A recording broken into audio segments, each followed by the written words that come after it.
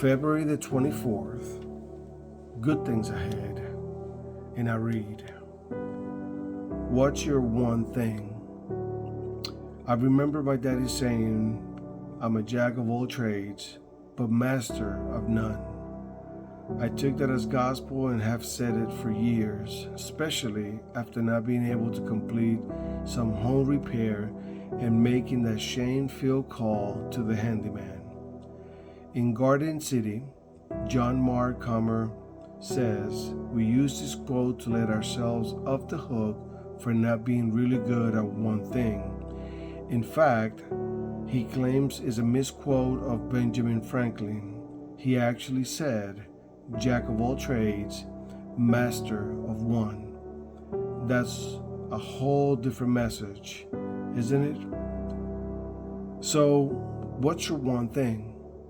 Maybe you've been afraid to commit to one thing for fear you wouldn't be good at it, or that you wouldn't be good enough.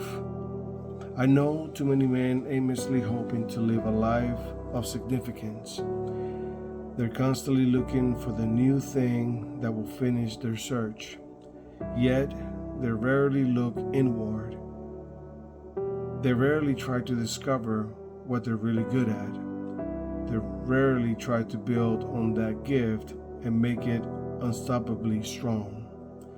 Remember this, God made you really good at something so you might be a blessing to others, to make an impact on this earth by using your gift to be a servant.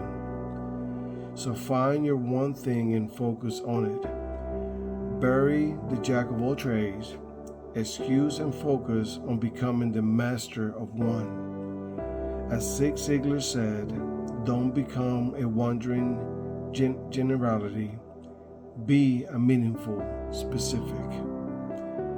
Colossians chapter 3, verse 23 and 24 reads, whatever you do, work at it with all your heart, as working for the Lord, not for human masters, since you know that you will receive an inheritance from the Lord as a reward. It is the Lord your Christ you are serving. Eyes on Him.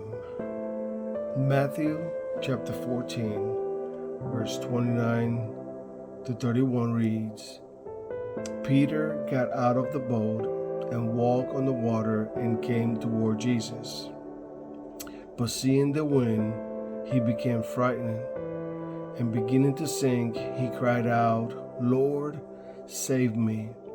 Immediately Jesus stretched out his hand and took hold of him and said to him, You of little faith, why did you doubt?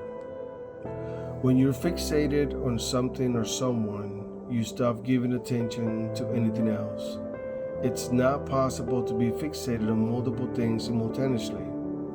To be fixated on Jesus means you're zeroing in on Him and not on other people and their opinions or even your own viewpoints.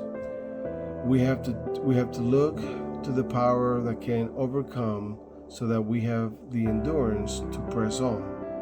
A great biblical illustration of this is found in Matthew chapter 14, verse 22 to 31. We read about when a great storm hit the sea, and yet Jesus walked to his disciples on the rough water.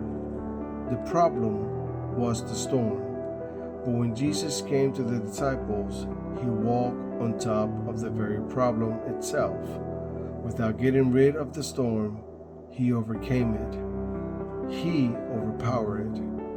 When Jesus called to Peter to come to him, Peter was able to overcome the storm himself only when he kept his eyes fixed on Jesus. The moment he took his eyes off Jesus and focused instead on the tumultuous circumstances, he began to sink. Life is uncertain. Storms arise. In these times, ask yourself, where are my spiritual eyes directed? If you're looking only at your circumstances, they'll overwhelm you. They'll sink you.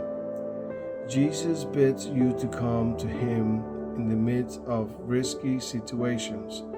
He asks you to step out on faith, but He gives you success only when you keep your eyes focused on Him, the Alpha and the Omega. He is the beginning and the end. He's the author and the finisher.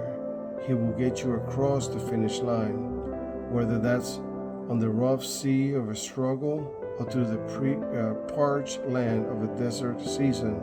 You know where to look. And I pray, Jesus, I will keep my eyes on you instead of on the turbulence waves in my life. In your power, you overcame the storms that rise. They are nothing in your presence. Amen.